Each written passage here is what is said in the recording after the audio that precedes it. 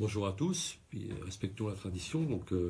L'équipe de Politis et moi-même présentons les meilleurs vœux à nos lecteurs et à ceux qui nous regardent pour ce rendez-vous d'édito vidéo chaque semaine, le mercredi à 12h45, donc pour une bonne année 2018.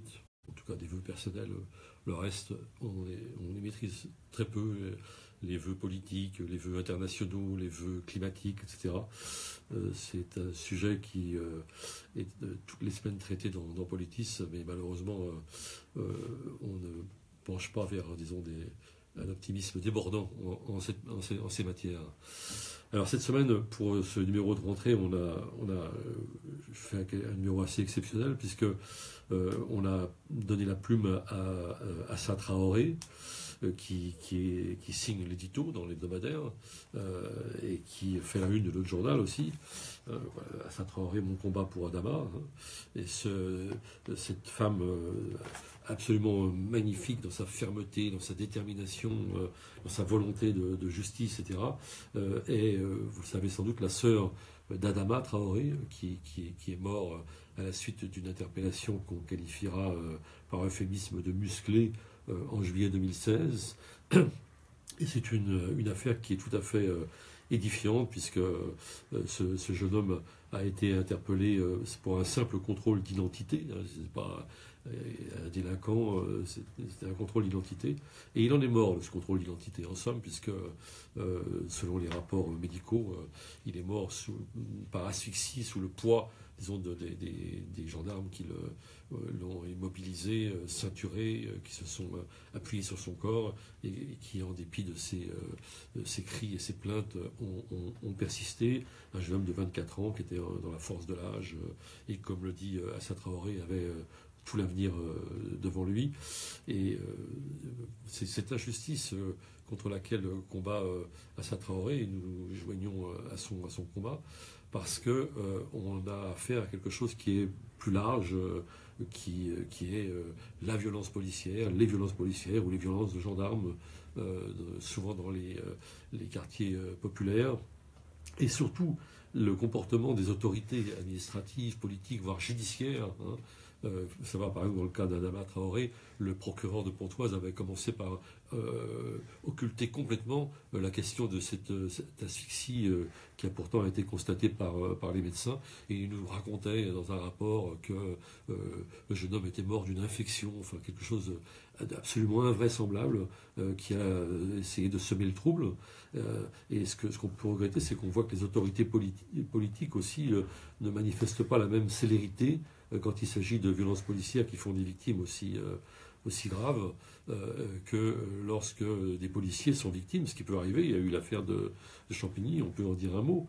Et puis aujourd'hui aussi, on peut dire que le non-lieu qui a été prononcé dans l'affaire de Rémi Fraisse, ce jeune homme ce militant écologiste qui est mort pour avoir reçu une grenade lancée par un gendarme, je crois, eh bien l'affaire s'est terminée par un non-lieu. Donc là aussi, il se crée d'événement en événement un sentiment qui est tout à fait fondé, disons, de deux poids, deux mesures, d'injustice, d'impunité pour les forces de l'ordre, couvertes abusivement par les autorités politiques.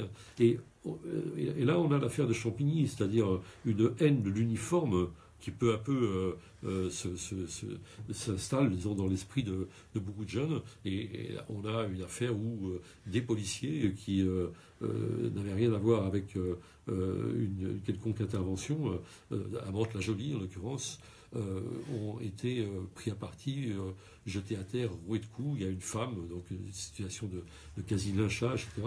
Mais évidemment, c'est intolérable, c'est insupportable.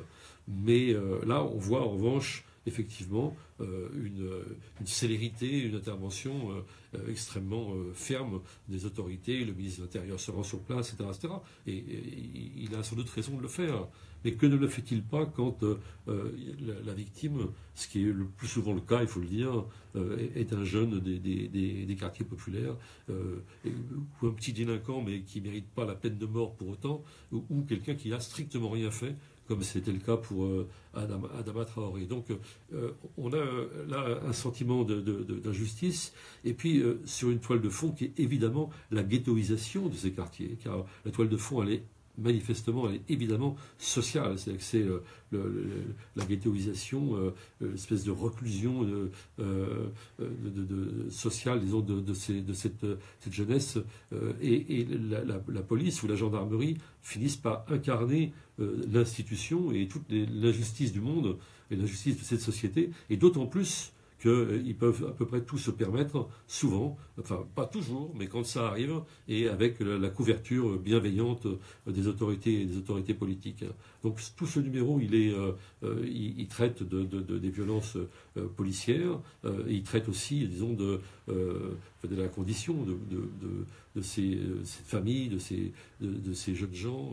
Il traite aussi des grèves, disons, par exemple à Holiday Inn, actuellement, il y a un article là-dessus, sur le personnel de ménage qui est traité dans des conditions absolument insupportables, parce que ce sont des entreprises de prestataires, et puis que les grandes entreprises qui sont les véritables employeurs refusent d'assumer leurs responsabilités. Bon, on traite aussi dans ce numéro des bagarres entre les bandes.